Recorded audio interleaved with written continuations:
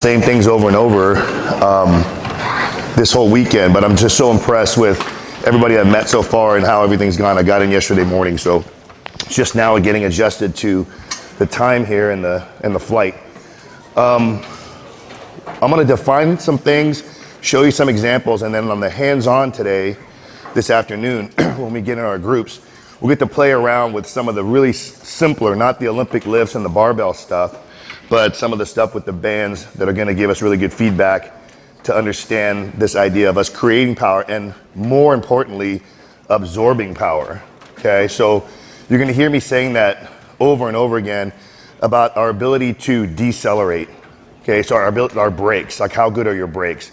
So this is going to be a theme that's going to go on and on and on, whether it's general population or athletic population that you're training. Okay, so let me see if this works. So it's obviously an honor for me to be here. I know with my last name, people assume that I'm going to speak Portuguese, but I can't. My parents do speak Portuguese. I want to thank Carlos for asking me. I met Carlos years ago at Perform Better in the United States. And a few years ago, he asked about coming down here. And I've been down here once before, probably about 10 years ago, and had a great experience. So everybody that I've met, everybody's so friendly. But the thing that I really appreciate, and I always say I want to thank, all my influences. Obviously, one of my big influences is here this weekend, speaking every day, Mike Boyle, who from the very beginning, when I was in college, getting out of college, graduate school, was a huge influence. And in my very first book, Mike wrote the foreword to my book, so I was really honored for that. But we've become good friends over many years now, almost a couple of decades now. The thing I want to make sure that I get out, because sometimes I forget to, is to thank all of you for being here, because no matter where I go and I speak all over the world or all over the United States, I think it's really important to understand that, and Mike said it yesterday, that you folks are the future of the fitness industry, of the strength and conditioning, the training. So we get to decide how things are going to go. So we get to decide how we program, what kind of recovery methods we use, whether back squats are good or not, right? So we get to decide whether or not, we don't have to adhere to old rules. And I've been training for a long time, and just the things that I did, gosh, I do things different now than last year, right? So I've already changed some of the things that we've done, and some of my thought process, or even some of the tools that I use, or how I use them, or how I cue things. So we have to constantly be evolving and progressing. So it's a tribute to all of you for investing your time, your money to be here this whole weekend. So thanks for being here.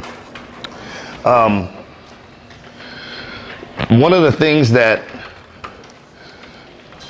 I think, going back to what I said, like, if I looked at the things that I did in 1989, right?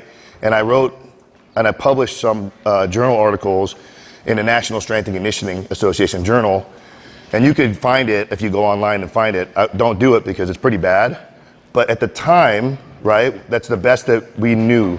But think about all the things that we've known and things that have changed. Or just talking to Sue Falsoni, like just understanding like the idea that how I, as a strength coach, can get insight from the physical therapy world, right? From the rehabilitation, the sports medicine world. So we have this great kind of morphing now of this thought process with the rehabilitation, the prehabilitation, the programming, and then also the recovery.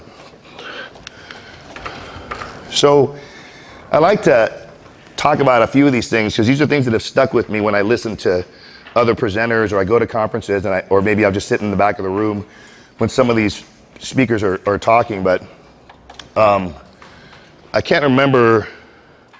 I think this was Martin Rooney that said this first one. And how many people coach like younger athletes?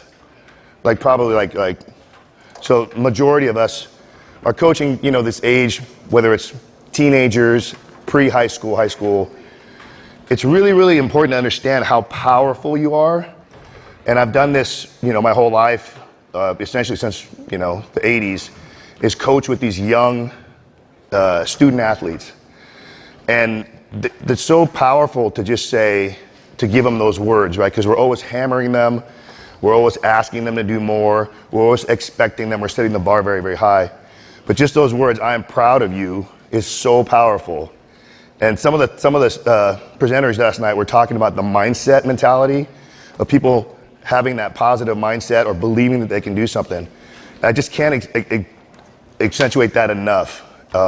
When we're coaches, it's great to know how to program and know the science, but we have to be able to deliver the message, and then we have to be able to continually motivate and encourage them to do better. And then my favorite is the 4 most dangerous words, okay?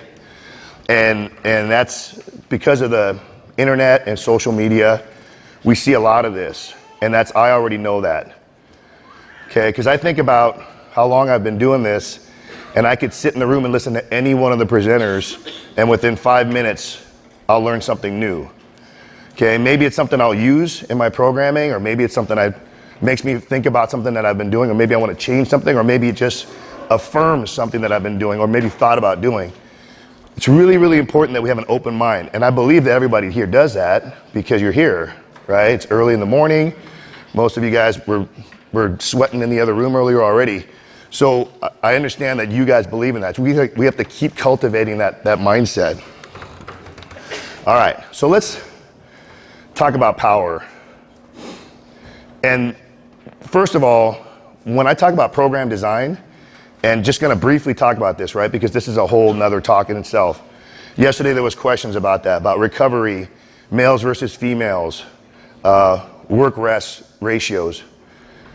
That's a whole nother talk, and we could talk about that, later if you want to talk one-on-one. But when we were programming, okay, this is real simple, okay? So I'm going to put it out there.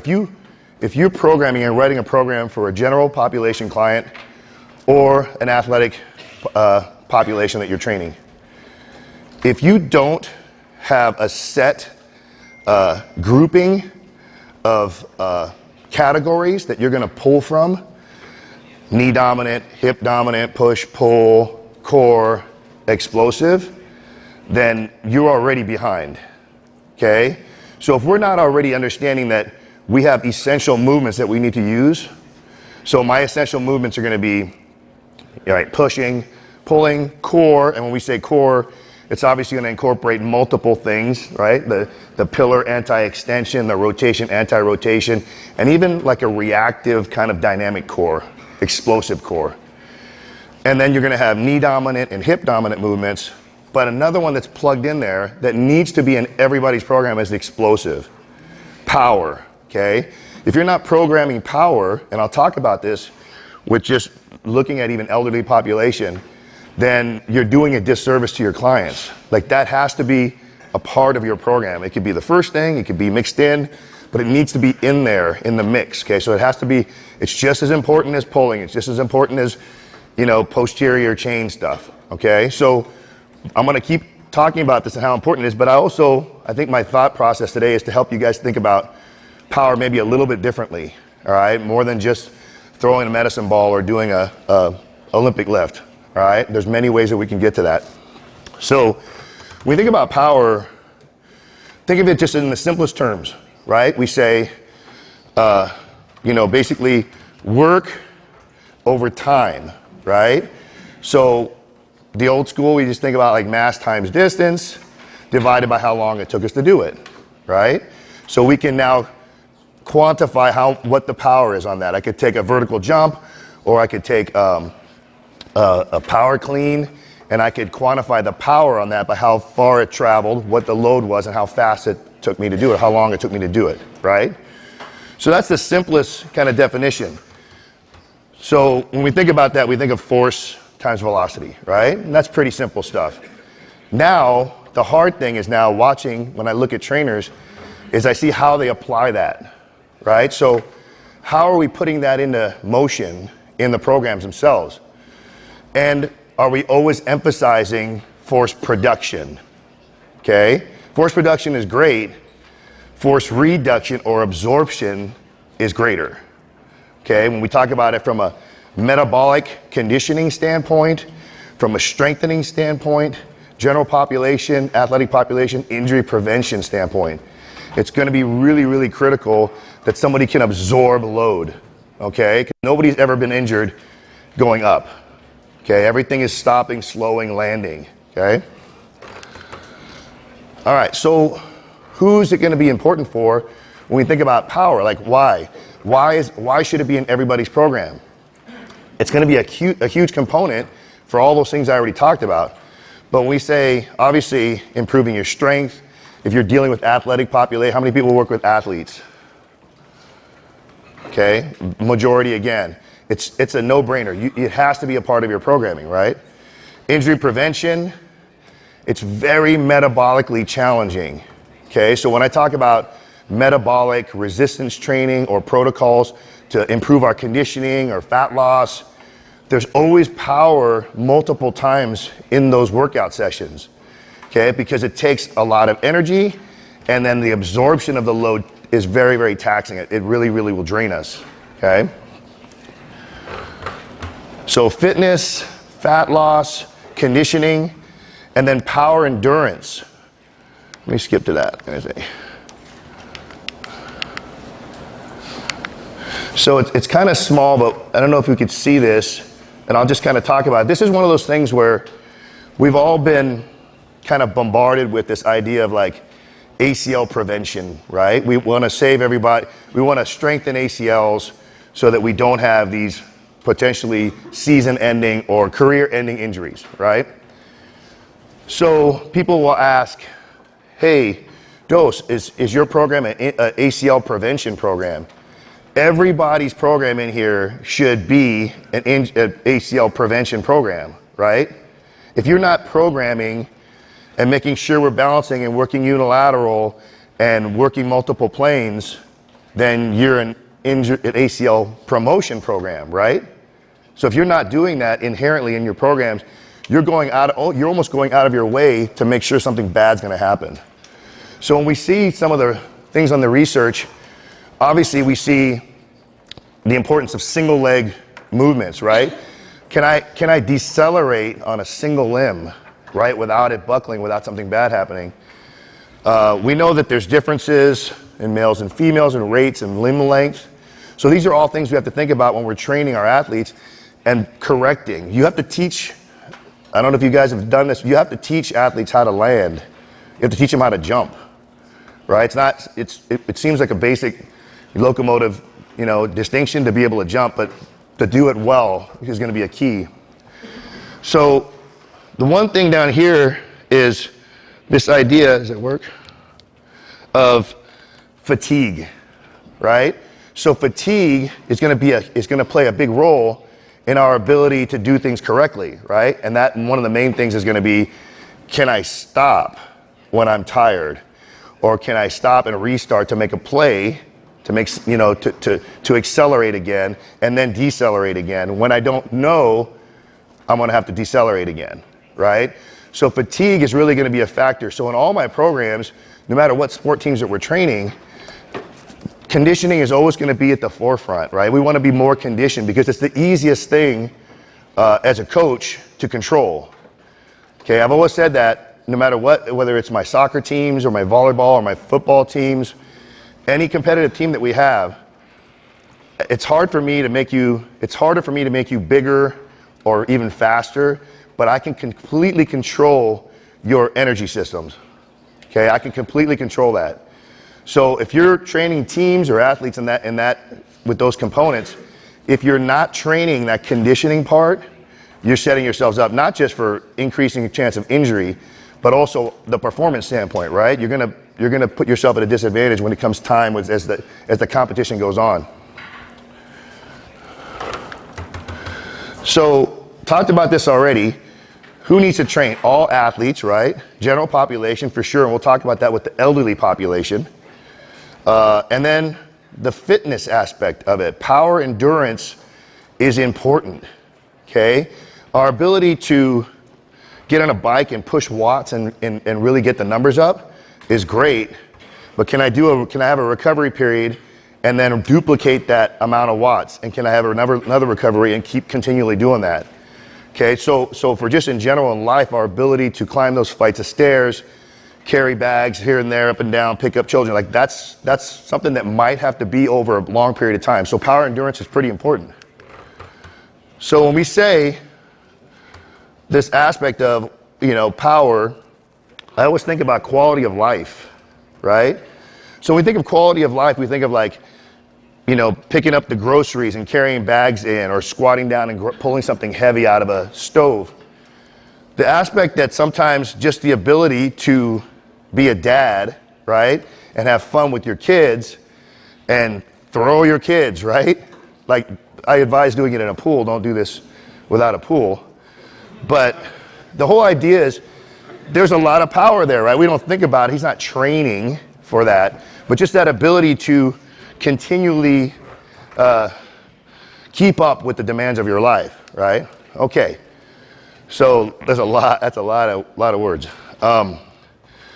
This is from a book called Bending the Aging Curve, and this is fascinating because this is what I talk about when I talk to general population trainers. We do a lot of workshops and like in-services about metabolic resistance training, right? Like our idea of these training protocols that are going to morph our strength, hypertrophy, and our conditioning in one session, right? So we don't have a lifting session and a conditioning session. We combine the two. Well, part of the idea is this idea of fast twitch fibers, okay?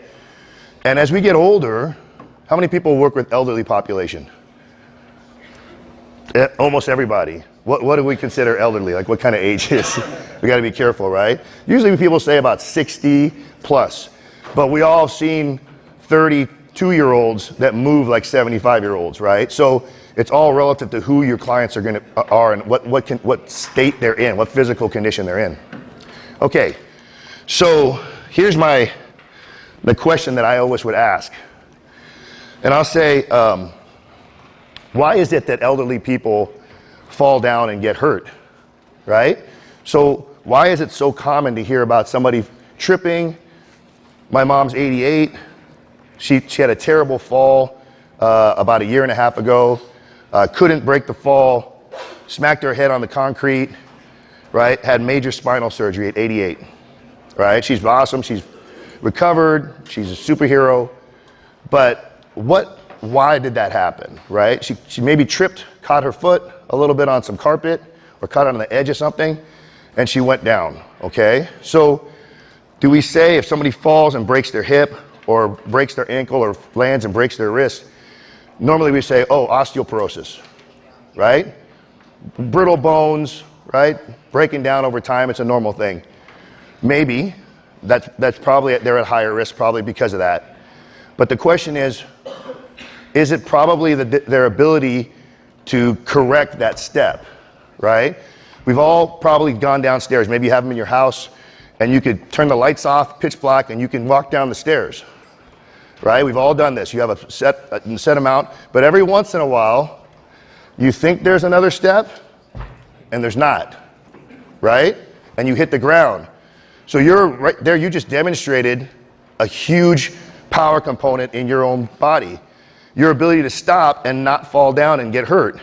Now, if one of us falls down, probably we're okay, right? We'll probably laugh. It's probably more embarrassing than anything. But if you can't stop, or you put your hand down, and I do have a situation where I'm not quite as, I don't have that structural integrity, I'm probably going to hurt something, right? So the idea here in this book is pretty fascinating.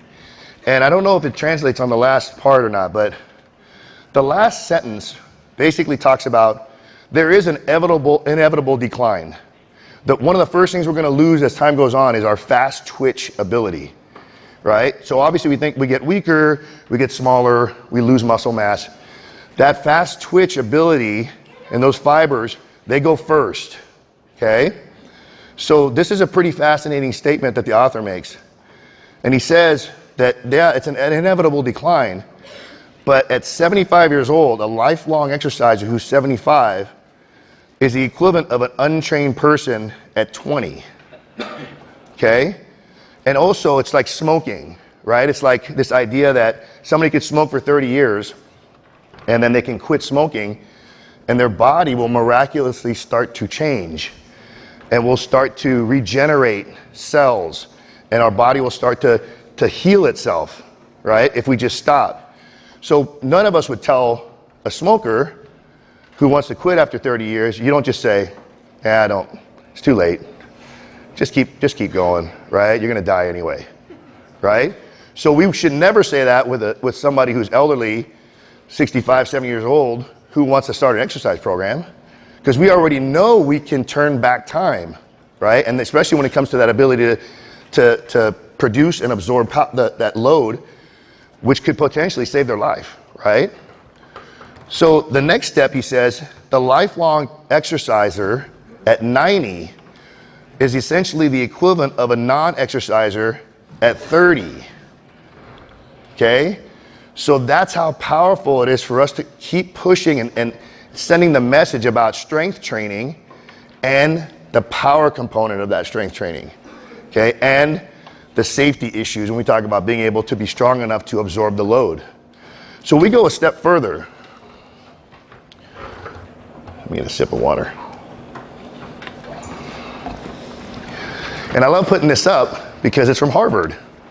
And now everybody listens when I say Harvard Medical School.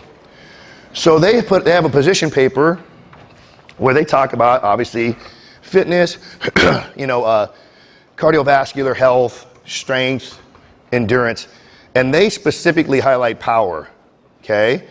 So in the red, I don't know if it translates exactly the same, but their whole idea is, they're suggesting increasing power, which is that combination of the strength and speed, or the time factor, right?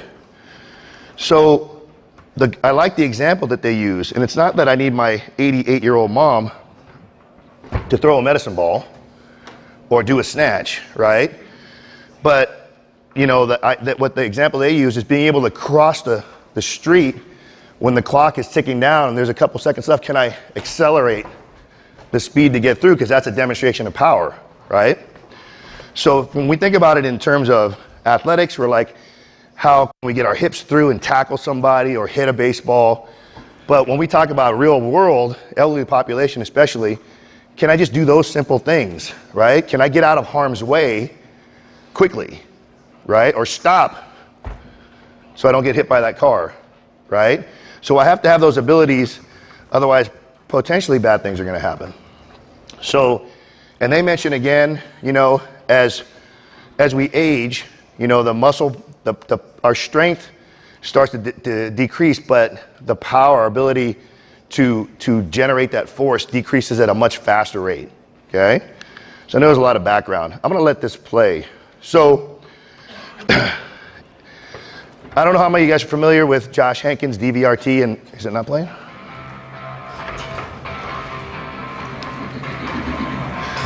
I probably don't need sound on that, yeah. He has a test, right? It's a clean and press test. So, and this kind of goes back to some of the programming I've talked about before and the metabolic resistance training. But the idea here is they have a set amount of weight on a sandbag, and it's a technical lift, so it's a clean, and you have to catch it on your fists, otherwise it slides off and it doesn't count. And then a press, right? So at the time, the standard for my weight over 200 pounds is a 100-pound sandbag and 50 repetitions of successful clean repetitions in 5 minutes, okay? So this is what I could think of like, when we say power endurance, right? So there's no way I could just do 50 in a row. It's just, I don't know if any of you, who's used the sandbags before? Okay, it's completely different, right? It's completely different. It's not a barbell, right? It's not a barbell at all, right? So the idea of the instability and all that, but the power and the technical aspect of catching it and being able to complete the lift without it coming off becomes a challenge. So what we see here is this, you're gonna see the battery or my energy drain, right? And remember that ability to continue to produce the force is a conditioning component, right? It's a fitness component. So what I did here was it took me a while to get up to this point, and I first time I said, oh, I could do that's only 100 pounds. And I think I got like 25 decent reps in 5 minutes. So the goal is to get 50, right? So I was a long ways away. So then you start to think about work-rest ratios and what's going to optimize my ability. This is not a training protocol. This is a testing protocol. So when we say, what I basically said was I said, I'm going to try to get 10 repetitions at the top of each minute. Okay? So I was going to try to be really strict, because what happens if you do this test is 10 isn't that hard at first. So you might say, well, I can do 10, I'm going to do 15. And then that is going to drain you so that now in the next minute, you're going to be more fatigued. So our idea was to try to get this done in around 30, 35 seconds and be able to recover just enough, not optimal, but enough so that I could try to get another 10 on the top of the next minute, okay? And I just wanted to show this, to just kind of look at this idea of power endurance, because sometimes we just think of like a vertical jump or throwing a medicine ball or doing a snatch, right? But our ability to continue to push the output of this, and also the conditioning effect of becoming better conditioned so I can take more, increase my work capacity, okay? So you'll see that's kind of an ugly rep. And then what I'm doing is just kind of going with the clock and trying to stay disciplined and go. And I think this probably is coming to the end. And what happens is now, if I got 40 after that fourth minute starts, now I know that when I'm starting the fifth minute, I have the whole minute now, right? To be able to not take your time, because at that point you're very tired.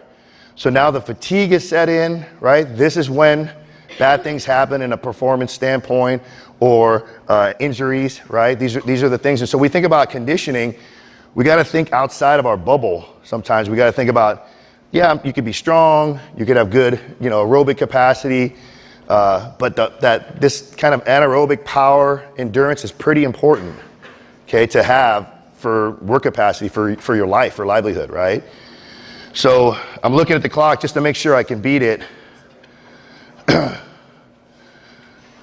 And just kind of finishing, and then you can't hear the sound, but on the very last rep, it buzzes. So like I just barely got it.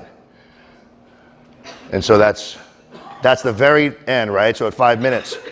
So it took a while, but there was a training protocol to get there, to build that power. I did not have that power endurance, right? It's like getting on a spin bike and being able to push big watts for 60 seconds. Like, if you ever do a challenge and try the air assault bike challenge and see what your average watts is over a minute, is very, very tough, right? So you build that kind of power and endurance up. All right, so let's talk about this triple or quadruple extension, and we'll play with this in the hands-on. But this idea of demonstrating, training, having adaptations based on our ability to explosively, sequentially extend ankles, knees, hips, and I even say a little bit of lower back. That's my quadruple. That's the fourth, right? Ankles, knees, hips, and then that low back. Not like this, but just if you tend to think about the cue of extending the low back a little bit more, we tend to get a little more shrug if it's an Olympic lift, and we tend to get a little more full extension of everything at the end, okay? So whether it's a sandbag or a barbell or a sprinting movement, we're trying to get that extension, right? So when we think about power production, it's going to be all about that, right? Our ability to do that rapidly and have that nice firing sequence, okay? So I'm going to run through a couple of videos and just kind of show you with different tools about this power, and then I kind of want to have somebody come up and I can kind of mess with them a little bit with the bands, okay? So obviously, when we think about power production, the Olympic lifts are big. The simple ability to do a jump shrug or a high pull without the technical catching aspects or, risk, whatever your concerns are. So when we look at, just a couple, my favorite, by far, Olympic lift variation is a muscle snatch, okay? Because if we look at Will, he's got that crazy rapid extension, right? To get the bar overhead. We don't need a ton, it's one of the simplest things to teach, very, very easy to teach, very safe. It's a simple exercise, right? So we've done tendo numbers with it, and we get numbers through the roof with lower loads, right? Because the bar's traveling so far. Just clean pulls, right? Just our ability to extend rapidly, right? With a lighter load than a traditional deadlift. And we could, I don't know if Mike's here, but we could get in the whole thing about barbell deadlifts, right? We all would know that where that went. But from a standpoint, I could use a trap bar, a hex bar, and I could do the same movements, right? If we don't want to hit the knees or shins or get that forward lean. So we have lots of tools, and today in our hands-on, we're going to focus more on these because it's very easy. It's simple, okay? And I like the physical cue that the bands will give us, okay? The band's pulling my hips back if it's around my hips, and it's telling me I need to push my hips through the band. And in doing so, it gets me to forcefully extend more. And from a standpoint of deceleration, if it's pulling me back already, and I do a snap back, right, with my arms, it's gonna increase the load and that tests my brakes more, all right? So let's just look at some of the different tools, and we'll just look at some things with the sandbag. Just shouldering, right? Just kind of a non-traditional, it's not a great bag right there. But the ability to do Olympic style variations with staggered stances or even rotational, we don't want to do that with barbells, right? So it gives us that ability to change it up a little bit. Plus we know that the bag itself and the instability is going to lead to a lot of other qualities that we're chasing. This is like one of those, like another core kind of exercise, right? Mobility, but core as well to decelerate, reaccelerate in that explosive reactive fashion. So see how we can rotationally do those snatch moves, which we wouldn't be able to do with a barbell. So it's a great tool to have in your arsenal. More of a D-dominant movement, but I can't express how in love I am with this movement, okay? Just the idea of things that we talked about yesterday, the idea of single limb, the idea of rotational forces that cause me to have demands on all three planes. And from an injury standpoint, a deceleration, load absorption standpoint, as that bag's coming around my midline, around the side of my body, and I'm having to decelerate it. It's an unmatched movement. There's nothing like it. I'll put that up against any movement that somebody would say is going to be the most functional movement for like a lower body lunge pattern, okay? Kettlebells are a little bit different, right? Because when we think about swings, it's really only double extension, right? Knees and hips. We don't want to get the low back, and usually we don't necessarily want to get up on our toes. But what I like is the deceleration standpoint of adding the band, right? So the pull is so hard that the harder Will pulls, the more the reactive pull is going to be.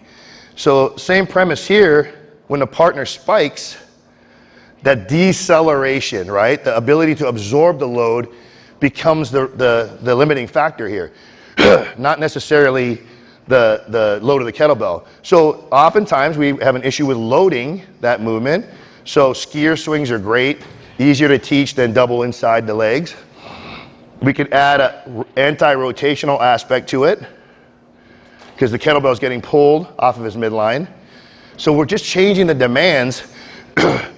This would be more of a triple extension, right? So we're trying to high pull it and get on his toes. So a lot like you saw with the barbell. So we can do things with the kettlebell, but that's why we have multiple tools. This is another one where I consider this, like people will say, well, what categories does this fit in? We'll put half or quarter TGUs in core, right? And even working in an explosive fashion as well. Most of the time with my athletes, we don't even progress to the point where we're teaching snatches and cleans. It's just too messy sometimes for us with large groups especially. So we'll stick to the basics with it, but if we do snatch, I try to do half so we don't lose it on the way down with the regular snatch. Obviously a power move, right? A push, press, push, jerk. I do like the aspect of single side, right? Because it changes everything in terms of the demands on the core. Sleds are great as well, right? Because we can work this from a completely different loading standpoint, right? So we can do this quadruple extension from this really kind of unfamiliar pull. The load's coming this way. So we can get out in the field, we can put load on, and we can work that and just work, say, sets of 5 and just really work that quadruple extension. And work that aspect of that explosive rotational demands. More like a crossover run to just get about 2 or 3 steps, right, to generate the force with a hip crossover. So we start to think about, this is all outside the box weight room stuff, right? We start thinking about, how do I build a better athlete, build a better performance machine using all these different tools and getting outside of being sagittal man, right? So another one is just that ability to, almost like a medicine ball throw, the load from behind, and we can get a lot of load on there.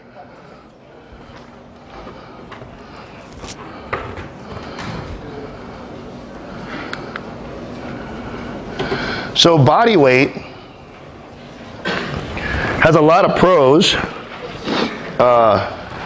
and we should be able to demonstrate all these jumps and things like that without any external loading to show that you're ready for it, right? Kind of graduating to the bands or weights outside that when we're doing any kind of jumps. The only cons would be the loading, right? So the aspect of like being able to put more. So people that teach like large groups, group exercise, boot camps, sometimes they're kind of limited, right, in their ability to load these movements. So that's why bands are going to kind of come into play and be really important in that whole idea of adding that load on, right, progressing. So some of the things you'll see is just like trying to take the counter movement out of jumps, right, to make the jump harder. And then Joel's kind of like tuck in. I'd rather him just land more straight-legged, to just kind of demonstrate how high he can actually jump without that, but he's doing that little push. Obviously upper body things, right? This is power, right? Explosive power to do that upper body pushing, whether it's medicine ball, throws, chest passes, single limbs, split jumps, and I really like to take most of my reps on these and stick the landings, right? To have that extra demand on it, and then obviously tucking the knee will make that tougher. We'll play with some of these today, right, with the external resistance, and we'll see how sometimes the band can actually help us when you're not that great at a single limb landing, especially from like a broad jump. So the band can actually help stabilize that. So body weight gives us tons of examples. Medicine balls is our ability now to have this uninhibited movement, right? So this deal where we can throw and not have to worry about any deceleration. We could just let it go. So here's Will just doing like rotational drills, right? And really being conscious about rotational mechanics with the back hip and pivoting the back foot and all that good stuff. And then we can start to get more of this open space. Let's throw and see how far we can throw it, how high we can throw it, how much extension we can get without having to worry about any kind of slowing down, right? Like taking additional steps, this little crow hop, and being able to generate all that power with just a couple of lead up steps to get the hips through, right, from a kneeling position, to get everything out of the hips so we can get that full extension and get the max amount of power on the ball. I like the converter balls, but we just break them all, so we don't really use them much anymore. But that's another one too, where you have like the production and then the shock of the deceleration when it hits the wall and starts to come back. So once again, working the brakes, but not how we normally think about brakes. We're thinking about the core now. So here's some super band stuff, and then I want to kind of look through and take one of you guys through this. But these are great now because this is the belt band, and we'll do this with somebody. See how he has one around his waist, and now he has 2 loops, and he's going to put them over his feet.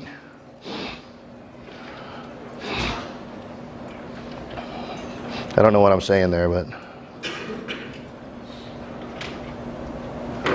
The key is when you're doing this to hold both sides, because it'll stay because of the rubber sticky, and you might think they're even, but they're not even. Like you'll put them over both people, one side will be pulling more than the other. So now, immediately as he stands up, it's gonna take energy for him to extend. So this is gonna be great for some of the snapbacks that we'll talk about in a second, for the breaks.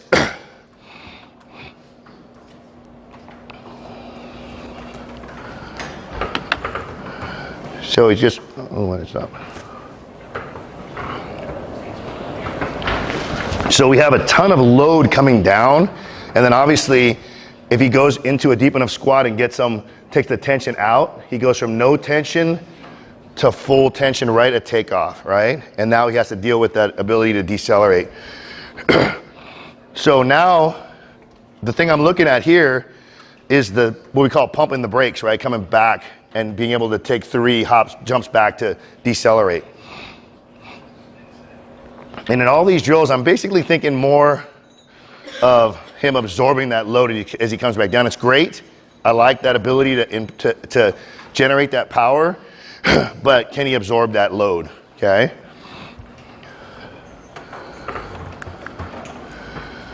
So one of the things we look at is you look at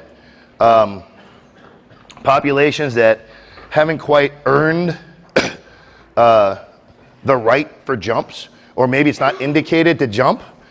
So we'll look at some regressions, even just using the bands and working triple, quadruple extension without ever leaving the ground, right? Because maybe that's an aspect that we don't want to play around, or there's an injury or things like that landing might actually put them at greater risk. So we think elderly populations, sometimes overweight populations.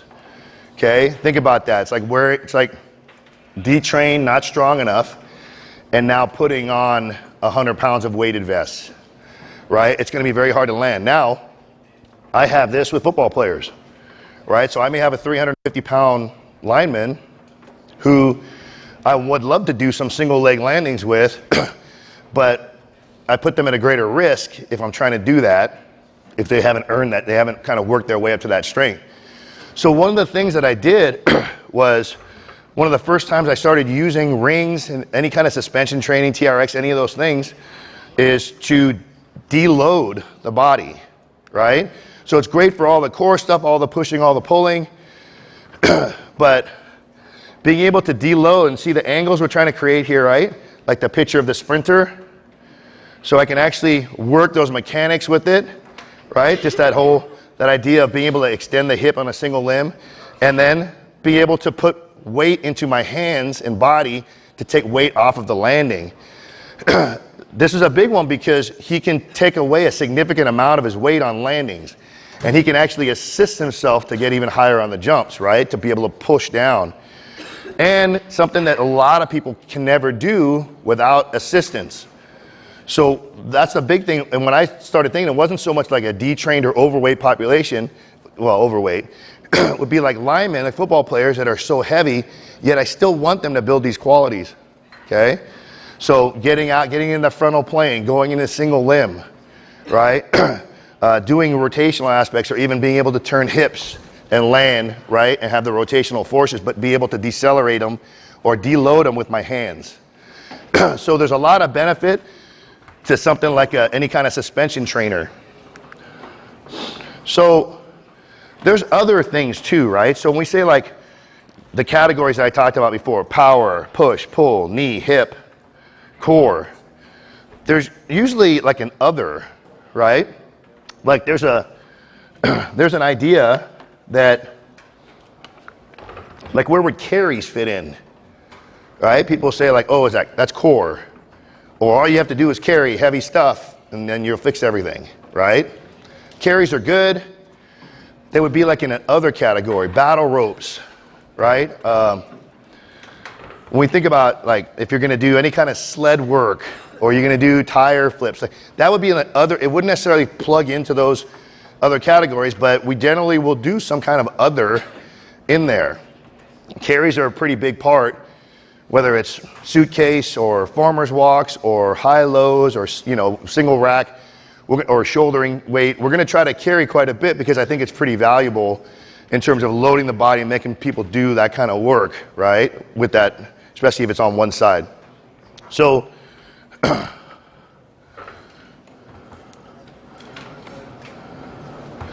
assorted, like the rip trainer, gives us that ability to add that power dynamic on the rotational, with the rotational aspect. Posterior now, right? To be able to create the power and almost kind of think about like posterior core kind of stuff, rotational. Sledge, just our ability to output, right? We've moved away from flips pretty much. We haven't had any bad, it's almost like we stop before something bad happens, right? Because you start to think of risk and reward. But when we look at how Will's setting up, we're trying to really set ourselves up. Like he's almost starting to look like he's gonna power clean, right? But we don't, most people don't look like that when they're gonna flip. I love a jam ball and a counter movement jump. Because what we do is basically unload the arms, right? So as we unload the arms and we go into the jump, they're weightless, they're actually going faster. So we have to fight harder to counter move and jump. I don't think we have jam balls, but if we had the ability to do that, you'd see this crazy feeling that you have when the arms are just flying through space. Battle ropes, we can add that and we could say it's a power thing, but I like that from a power endurance standpoint, right? Can we continually do powerful moves with that rope over 30 seconds, doing 30 seconds on, 30 seconds off, or going 20 seconds on, 40 seconds off, or doing it for a minute? What kind of power endurance can we demonstrate and train going a minute or 90 seconds, okay? So there's gonna be different like lengths of time, and we're gonna basically look at the tool we're using and the loading to determine how long, how many reps, and that kind of thing. So we're usually gonna have a set amount of reps if it's Olympic weights, right? We're gonna have a set amount of maybe time if it's jumps, or maybe a set amount of reps if we're using the band. So these are all things that we have to decide. We can't just say, let's just start jumping, or let's just start doing, dumbbell snatches for 90 seconds. We wanna think about how do I plug that in? How do I optimize what I'm trying to develop with my power, okay? So what I wanna do, is if you guys wanna contact me, there's my email. And if you go to the website, you could just hit the contact button and it comes right to my regular email. But you can get me at my college campus or there if you have any questions about this stuff. And I'm gonna try to kind of open it up a little bit too, because I kind of looked at how the hands-on were yesterday and just kind of have a dynamic where you can like bounce things off of me more, because I think there's a lot of questions sometimes with the bands, and I want to just kind of talk through a couple of them now, so that when you do come to the hands-on, you're going to see the setup, or you're going to see why we would do something and how we're going to change planes, okay? All right. Okay, so can I have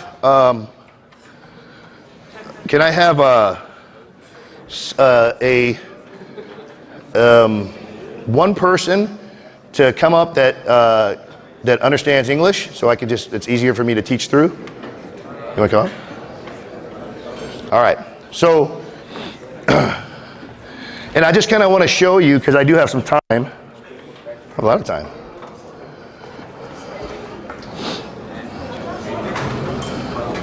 All right, so when we have a couple of different ways that we can do this, right? So one of the things we look at is when I like the super bands obviously, because we don't need a lot of resistance. Like most of the times when we're doing those jumps, like the horizontal jumps or the ice skaters, usually this is about as big as we're gonna get, okay?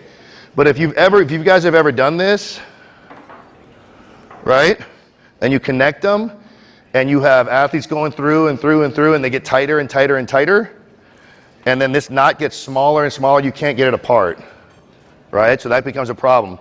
So we use like a Velcro strap most of the time, that we just made ourselves, and it'll save your bands. So for the sake of time, I'm just gonna use a Cook band and look at some of the cues, okay? Or see if she can feel some of the aspects of this. So hang on. So go around the hips. The main thing we want to think about is, I'm just using this just because it's long, right? Longer is going to always create a smoother pull no matter what. We go short, and it's going to be really, oh, sorry. Get the mic. We want to make it longer if possible, right? So at least 2 bands if we're going to link them, or this is nice because it doesn't matter. Yeah, wherever it's comfortable. I'm not worried about, on the cook bands, it's got the pad, but it doesn't. I'm just using it more for the length, right? And then this handle. First off, when you're dealing with, I like the bands because we stand inside, each person stands inside a band. So I would sit in one loop and she would sit in the other loop. And that way I don't have to worry about like losing my concentration and letting go, right? Because if she jumps and I let go, it's gonna hurt her, right? So if we have something like this, we wanna basically make sure it's not gonna come out of my hand, okay? So let's move forward a little bit. All right. Can I trust you? Yeah, you can trust me. You can trust me. All right, so one of the main things is, if, like, just go ahead and like just do a hinge for me, right? So like you're gonna go ahead and straighten out. So just do like a Romanian deadlift. So I could teach patterns, right? By really, really increasing that load. So now she physically has to extend and she has to decelerate on the way back. So one of the things that's really cool about the pull there, and I can do it more if she wants to squat, I can create more load there to create that squat, right? And then I'll show you what we want to progress to when we talk about power. So when we talk about power, we talk about this idea of a snapback. Now a snapback is she's feeling all this pull and she's going to take her arms overhead and she's going to violently sit back into that hinge, okay? Because she's adding a lot, I'm going to add a lot of load to that hinge. So as she snaps back, go ahead, she has to decelerate that load. Now this is like the very beginnings, right? So we could take somebody who's untrained, she can get up on her toes, she can get her arms overhead and drive down, right? I probably want to create a little more angle. And this is like the beginnings of us teaching the ability to absorb load, right? Without even jumping, okay? So it's a great tool for us to teach that pattern of a hinge and a squat, and then also that ability to decelerate. Now, it's a little advanced, but let's try to go on a single leg and do that same hinge. Now, the demands are much more difficult, right? Much bigger demands on her to be able to decelerate that load. I'm not pulling quite as hard, but to decelerate it and show that stabilization, and now she has to deal with it on multiple planes, okay? So that's the beauty of just something as simple as this to add that external load. Now, some people would just have a hard enough time doing that with no weight, right? But since she's so strong, we're gonna add the loading, okay? So this is what I talk about when I say I like the physical cue of the band, okay? So I'm gonna have you broad jump as far as you can, so we're probably gonna get past that second. Okay. And then on the way back, you're gonna come exactly back to where you started on 3 jumps. 1, 2, 3 back, okay? So I go forward? You land and then go 3 jumps back. Yep, all right? Can I just go? Yeah, so, and this is a good thing to give yourself a landmark, right? So that you're being accurate, because as important in the jump, I love the production of the force, but she's gonna show me her brakes, right? Her ability to 1, 2, 3 backwards, all right? Go ahead. You're just gonna jump and then you do your 3 on your own. 1, 2, yeah, so we want to be accurate, right? So this is us working the brakes. Now, the further she jumps, the harder it's going to be for her to do those 3 decelerations back, okay? So we start with baby steps. We say jump, don't max your jump, and let's work and show me how that, because most people can, well, especially if they're not trained, can out jump their brakes, right? They can actually jump far, and then it feels like they're going to fall backwards because they don't have that ability to stop. So let's do a couple more. Big, 1, 2. See how she's perfect when she's coming back? So it's just like, it's like throwing a medicine ball to a target, right? I just want to throw it at a random spot on the wall. I want to hit that target over and over again. So I've got that power, but I've got that accuracy and that discipline to hit that spot. So she's doing the same thing with the 3. Let's do one more. Big jump. 1, 2, 3, okay? So I can't express enough how much emphasis I put on that stuff, okay? Or let's just do a vertical jump and then stick the landing and hold it there for me, okay? Right? That That stuff makes me happy, okay? Like showing me that you can decelerate and not wobble and not buckle, even though I'm pulling down pretty hard, is demonstrating your ability, your power ability. Yeah, the jumping up, but the landing, okay? So what I can even do, because she's so strong, is at the highest point of her jump, I can give her more, okay? So she can maybe add another 10 pounds onto her weight, all right? Ready? Big jump. Right? So the demands just got bigger. So now we've got that great cue, the physical cue of the hips. Oh, and on the broad jump, she was feeling the band across her hips. So she had to push her hips forward to extend, right? To get that triple, quadruple extension. So let's give you one more jump. Big one and stick. And I'm giving a lot of pull, so she's really absorbing this. And this is what I like to say, even with general population. The loads that she's dealing with right now, she'll never come close to replicating that in the weight room. Right? Do you understand that, right? She can't possibly be able to lift the hundreds and hundreds of pounds that are demanded on that loading right there, okay? So that's why it's so valuable to teach those landings from a strength standpoint, power standpoint, injury prevention standpoint, and then metabolic conditioning standpoint as well, all right? All right, we can take that off. So let's look at that belt band. So you can see the setup, so when we get to our hands on, she's gonna take the first one around the hips. Nope, come around like a belt. And then pull it, put it in front of you, and pull that through. Pull it through this one. There you go. Now she's, okay, so here's what's gonna happen, right? If you're girthier, I don't know how you'd say that, if you're thicker around the waist, it's gonna be tougher, right? So that the loop that she pulls through is gonna be smaller, right? So now when I pull the other one through, it's gonna be tighter. So if you're taller, or girthier like me, it's going to be, these bands would have a different effect than it's going to have for her. Hips or waist? Kind of like right above the hips. Yeah. Okay, so this is a cool thing because back in the old days, we used to take like one band over one foot and then put it over the side and then the other one, so it's an X, and then people would be like this, right? Because we'd be pulling them down. So now we can just worry about the loading coming here from the hips. The arms are freed up, the torso's freed up. I can demonstrate my core stability on all my jumps and landings, all right? So we take the second one through there. Go ahead and pull it through.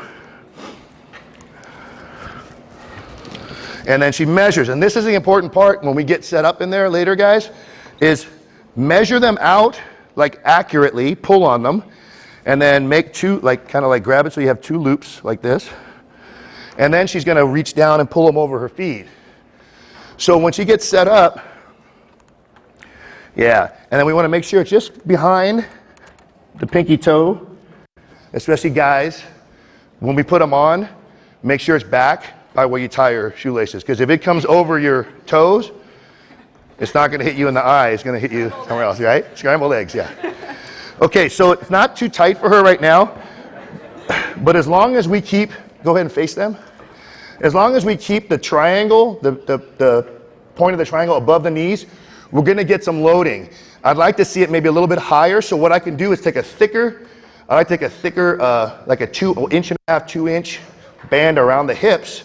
I could still use the resistance, because you guys know, if you link a big one and a small one, right, the loading is always deferred to the small one, right? Because sometimes we'll have two, and I'll have a big one and a 1 inch and a 2.5 inch, and then I'll have my athletes get inside each one and they'll go, oh, I always get the big one. I always have more work. It doesn't work like that, right? You guys understand that. So if I had a bigger one around the hips, it's still going to be the resistance of that, okay? Because it's going to be pulling. The only thing that would be different is it'd probably be up here, okay? So as she stands, I don't know how much you can feel it, but it should feel like it's pulling, yeah. So she has to she's actively extending now, right? Like when you get somebody in mini bands and you say turn your glutes on, she has to extend. So when we jump, after she's done jumping, she wants to take the load off or sit, right? So I want her to be able to recharge without, like, right, she's working right now, okay? So now one of the cool things is the snapbacks with this, right? So now she's just got her own setup. She's already got that extra load, so she can go in her snapback with her arms up overhead and work that snapback. So do a couple of those with her. No, yeah, you can face them. So big reach, no, go ahead and get the arms up and then snap back hard, right? So now that load pulls her down. It's not a whole lot, but it's more than her just doing it with just her body weight, right? So go a couple more, way up, and get way up on the toes, stretch it out, and drive, okay? So it gives us that ability to work the brakes and regress. So we say, hey, it's not indicated, contraindicated for me to jump my client or this athlete, so I could still work the brakes, I could still work the power, okay? By doing that, it's a huge quality for her brakes, for her stopping, right? For her not missing that step. So these are big, even for somebody like my mom, right? 88 years old, could benefit from snapbacks, right? Probably not gonna look as fast or as explosive as that, but it's relative, right? So now the other thing is, if she squats down and takes keep going.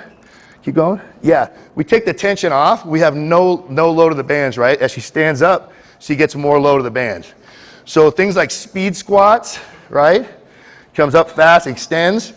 A great power endurance model for us to use, say like doing it for 20 seconds, 15 seconds, whatever protocol we're using.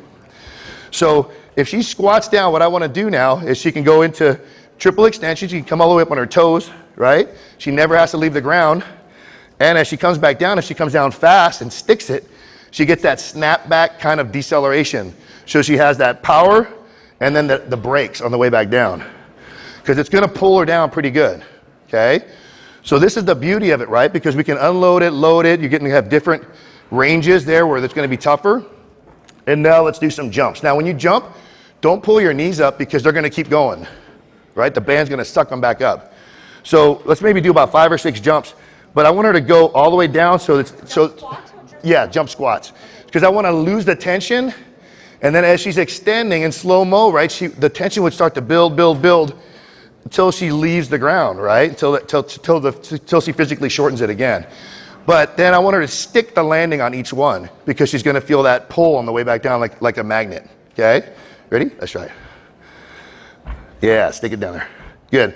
More extension. Go ahead and turn sideways so they can see from the side. Okay, so what I want to do is when I'm cueing, I want to see a picture, still picture in the air. If I took a picture of that quadruple extension, okay? So I want to see a little bit of that. So I almost want to see her butt disappear, okay? Because if it's back, then I know I never got that full extension of the hips. And sometimes with the band, we don't think about the extension, we're just fighting the band strength, okay? So let's see if we can get that, see if you guys can see that ankles, knees, hips, and a little low back, all right? As she reaches and drives. Give me about 5 big, powerful jumps with a stick. Yeah, you're gonna take, yeah, drive. Yeah, more extension, extend, push your hips, there you go, see that? Okay, and the beauty is the brakes, okay? Even more than the jump. Yeah, nice, give her a hand.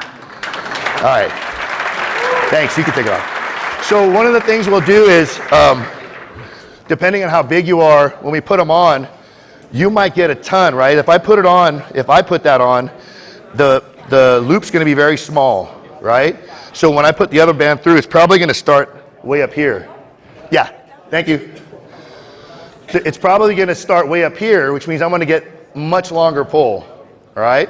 So don't think about when you're dealing with bands, or even mini bands, right? Like we'll never use anything bigger than green. Like I never really use blues, I never use blacks, right, on the mini bands, because it's not really a strength exercise. When we're working the brakes, I'm telling you, no matter how powerful athlete I have, I don't really need much more than that resistance, okay? If you've ever tried to link up like a 2-inch and a 2, or 1 inch and a 2, or 2 inch and a 2 inch, the pull is so hard that it just messes up their mechanics of their jump. They can't fully extend, and most of the time they're not strong enough to really decelerate that load, okay? So we're gonna play around with that kind of stuff, and if we have the ability to do it, I just wanna get out, especially, and get into the frontal plane and demonstrate that single limb strength, all right? All right, I don't really have anything. If you guys have any questions, I'll put my headset on. Anybody have any questions? Oh, we got some. All right, here we go. All right, am I on? I'm on, yep. All right, so Carlos gonna go around. All right.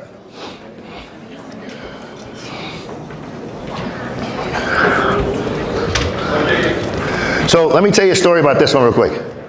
So this is in Portland, right? And there's a rule when you drink this, they make you pay $50 so because people break them all the time because they're too big. And you're supposed to have two hands. You're not supposed to have one hand. And you can't let the boots touch the table. You can't sit it down. So you're supposed to share it like with your friends. But that was my third boot there. All right, let's go. Okay.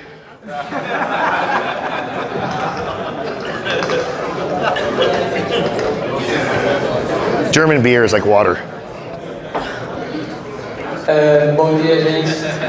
Primeiramente, parabéns aí ao Coach 2 pela palestra. Eu queria saber se ele usa um método de avaliação da potência, de velocidade, push, maior, plataforma de força, para avaliar como é que está a evolução do treinamento do atleta e a progressão do treinamento. Yeah, well, we're pretty primitive at our place. We don't have any technology per se. So we'll measure vertical jumps, and then really the last few years more so I like the horizontal jumps too. So not just that, as even as a readying tool sometimes to say like, are they ready for training? What's their state like? You know, if they're coming off of a practice or a big weekend of games or something, we'll come back in on that Monday when they're back and have them run through real quick and look how it relates to their previous jumps. But we're testing all the time with our power, with our vertical jumps. Em relação ao volume do treino e o tempo de sessão, ou se você linka a potência com força na mesma sessão de treinamento, volume e o tipo de estímulo que você vai dar. Yeah, so if it's in a training session in the weight room, our power exercise, we usually pair or tri-set everything. So our power would be paired with a core and a prehab or a mobility. So we would run through those three. So it might be an Olympic lift. It might be a set of bandit 5 jumps, 5 explosive max jumps. That might be the set. So if we're doing something with the bands or dumbbell snatches or something, that's the component. But I will have part of our chaos stuff is we'll always work the brakes when we go out and we work sport speed. So we might be working reactive drills, which is a lot of brakes, right? A lot of deceleration. And then we'll always finish with something, either snapbacks or body weight decelerations or banded decelerations. So we'll work them in, yeah, all the time. But as a program itself, if I'm squatting or if I'm push pressing or if I'm doing chin-ups, there's something explosive in the workout for anybody, even general pop. Two questions, in fact. First one, if you use any interval training protocol? Any interval training protocol based on peak power, on air time, or rowing machines, or something like that? And the other one, your thoughts on bilateral versus unilateral clean and jerks for non-sports? Okay, so the first one, yeah. One of the things, a lot of times our finishers will be kind of like with that power endurance. So one of the finishers that we like, and it might sound weird if you've never done it, is get on an Airdyne or an air assault, and we'll work 5 on, 55 off. Okay, so we're trying to get peak power. So inevitably what happens is it seems like a lot of rest, right? It's a 1 to 11 work to rest. But if you're going max effort, your first one, your second one will be lower than your first one. Your third one will be lower than your second one, like that each time. The only problem that we have sometimes is that the air assaults only go to 1999. So on some people, they'll hit that every time, but I'm confident that they're 2,100, 2,090, like that. So we'll do that as a finisher a lot of times. If I'm gonna do it as part of like a metabolic resistance training circuit, and it's something like plyometric push-ups or banded squat jumps, usually it's gonna be something like on a 15-45 circuit, like 15 on, 45 off.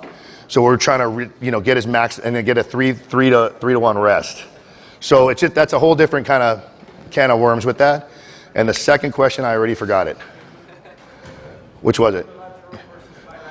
Oh, So like, I'm not a fan. I know Mike's here. I'm just not a fan. Like, if we're gonna pull and we're gonna do Olympic lifts, we're gonna put our feet into the ground, right? Because I want to get as much as I can. If I'm gonna do muscle snatches stuff, I want to load as much as I can on there. So I'm not a fan of that. I'd rather do the other stuff with the single limb, jumps and snapbacks and landings. Bom dia. Existe uma ordem para botar a potência dentro do treinamento? Existe uma ordem de importância? Ele tem que vir primeiro da força ou pode treinar força e depois potência? Yeah, we try to do it at the beginning. So on our first set of work, our tri-set of work will be the power, the explosive will be in there. So especially if it's something technical, like maybe snatches or clean and jerks or something, you know, like that'll be the first thing we do.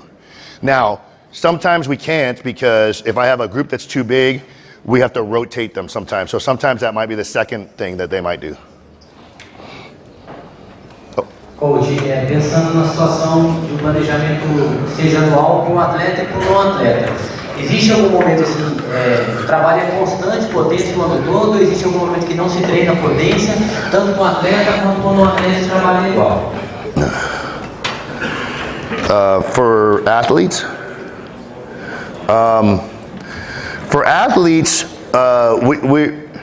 the question came up yesterday with the Q&A about periodization too. We follow a alternating linear, so like with our athletic teams, every 3 weeks we change, no matter what, no matter where they are in the season or the off season. So every 3 weeks we're gonna change volumes and loads. There's always a power component, but within that phase, the loading would go along with it. So if we went down to the strength power, peak power phase for 3 weeks, the loading would go down significantly. They might be doing like a 3-2-1 or something on snatches or cleans. With general population, we're sticking to usually some kind of time protocol. It's going to be a part of every one of their sessions, no matter what. But like I said, it's just it's one of the categories. So it's not like we're doing all these things that you saw. It might be one of those patterns that we would do 3 or 4 sets of within a circuit or within a tri-set. Okay? Mm-hmm. Bom dia, coach. Queria saber se o senhor conhece o esporte e qual a tua opinião para utilizar com atletas o kettlebell esporte, o Grevoi. Se o senhor utiliza e como utiliza nos treinos para resistência de potência. We don't actually. I don't know what kind of athletes you guys work with, but I don't know how it translates, but mine are knuckleheads. So they're generally not, it's technical. The more technical we get sometimes, the more bad things happen. So I appreciate the sport. We just don't do it with our groups.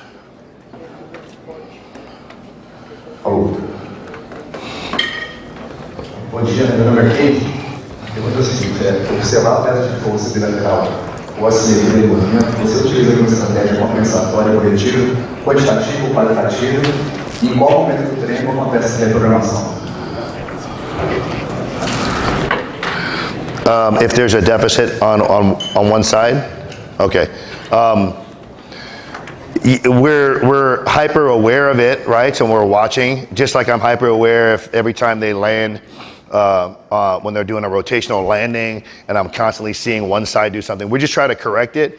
I won't necessarily do more volume on the weaker side to create it. We just keep working and working this. And if it's glaring in everything that they're doing on that side, we might intervene a little bit more and just with a little more volume or a little bit more correctives with that side. But for the most part, we're just aware of it. We're being hyper aware, and the mindset that the athlete or the client knows that we're working on that. So they're continuously working on trying to demonstrate and adapt with that side, whether it's a single leg landing or something. Bom dia. Gostaria que você contasse um pouquinho da sua experiência com atletas pós-lesão para retornar aos treinos de potência, principalmente aqueles que ficam com receio. Obrigado. Yeah, that's a great question. I know I've been fortunate when I was playing football in college that I didn't have anything drastic happen, anything really bad. But I know that I might have a problem with that coming back. Like a good friend of mine just tore his Achilles, and to me that's terrifying coming back. So this is what we talk about in my environment and anybody's environment where you're working, even in a private facility, but maybe have a reference referring out to physical therapy, athletic trainers, is to work. We try to work hand in hand with them, and I don't get them back until they're ready for me to get them back. So I always defer. That's like I always say, like it's really important, guys, that we stay in our lanes. And I know it's tough because we could listen to Sue talk and people like that who are experts in what they do. And sometimes we feel like, oh, I just listened to her talk for 2 hours, I can do it now. Like you need to refer out.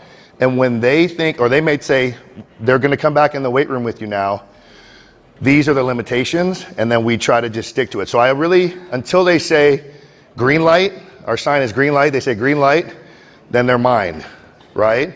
So we know at that point we can go, and I'm aware of it. So when we're doing, if it's something like a knee or ankle and we start to do those jumps, we're watching that pretty closely to make sure nothing bad happens.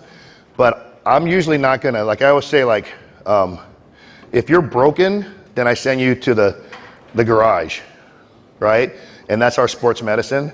So they're gonna fix you. I don't know how to fix broken stuff, okay? But I can help get it stronger when it's coming back, and I can really get it stronger when it's repaired. Okay, so it's really important that we not, and sometimes we try to, I know we've had that before, we try to rush athletes back. The majority of the time, it's something negative happens when we do that. So I just try to work with them and have them tell me where, when to go. Última ali, ó.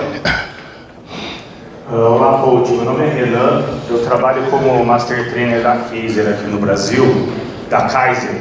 E eu gostaria de saber se você já trabalha com a resistência pneumática e sua opinião em relação ao treinamento de potência com essa resistência.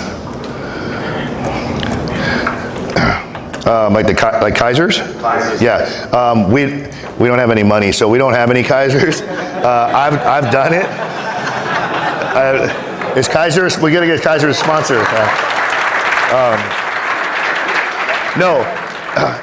I like it, and I know when they first started there was issues with like huge power outputs and like breaking the machines and stuff, but now everything's down. I love them, but we just don't have them, so I don't have enough experience with it. Sorry. Okay. Last one. Mais uma? Mais uma?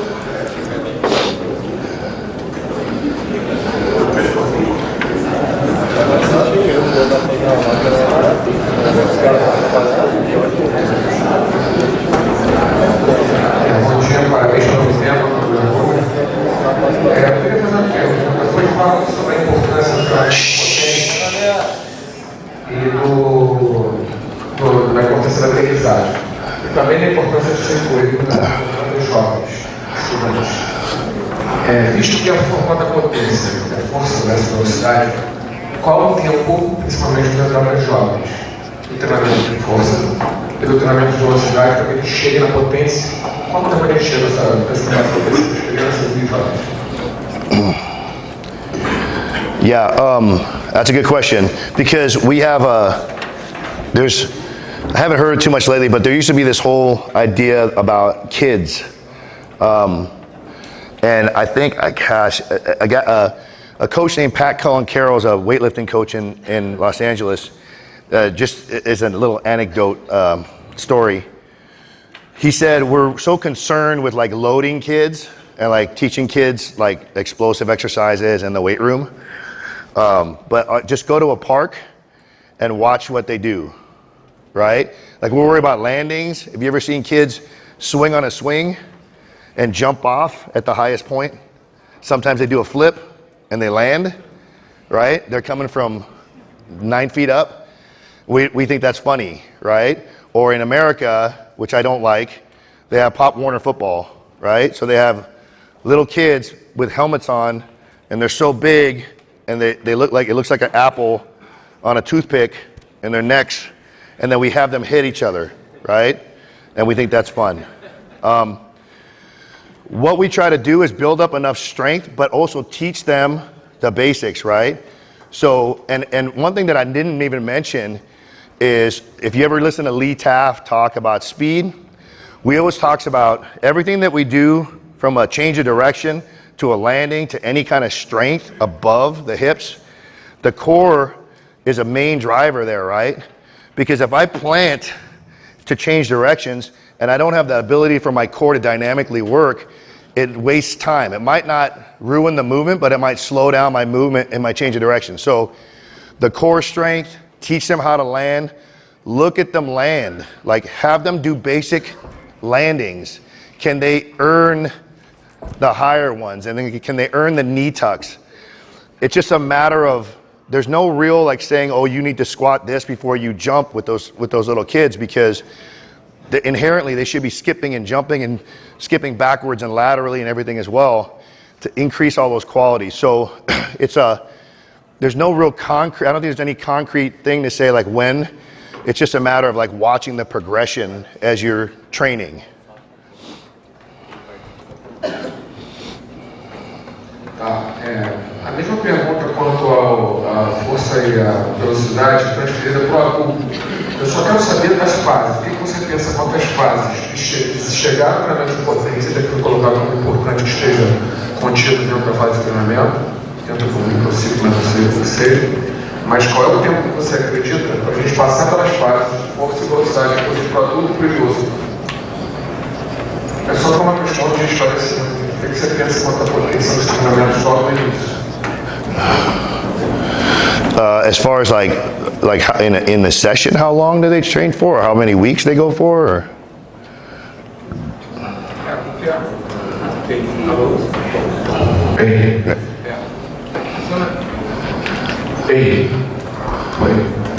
É que na minha cabeça ficou a importância de se ter a potência logo de cara, que a gente trabalha a potência dentro dos treinamentos, certo? E aí eu tenho uma dúvida. Quando a gente trabalha na potência, a gente chegar à potência que a gente não pode chegar com todos os clientes. Enfim, eu queria saber o teu pensamento. Eu prefiro trabalhar primeiro no período de força, depois no período de velocidade, depois de força e velocidade, até que a gente chegue na potência. E aí, como foi colocada a importância de se ter a potência logo de cara? Okay. Yeah, so that's the whole idea of being able to regress simple drills, right? And work the qualities of deceleration first. The strength's gonna be a huge factor. You're not gonna be jumping and single limb jumping an untrained person that hasn't done anything in a while. They're gonna demonstrate to you like a quality strength base. But I think a lot of times people wait too long to start to incorporate snapbacks and the triple extensions without leaving the ground against resistance. So we try to incorporate it right away. It might be something very simple as some of those easy drills that we did, but or something that's going to make them maybe an unloaded barbell and a high pull or something, or a dumbbell snatch, which is very easy to teach, to get the qualities of them being able to, like I said, almost that synchronized extension.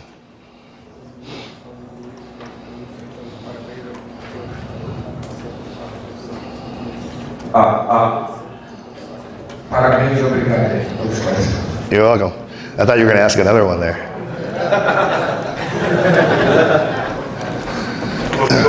Thank you so much. All right, thanks, buddy. You got it. Thank you. Thanks, guys.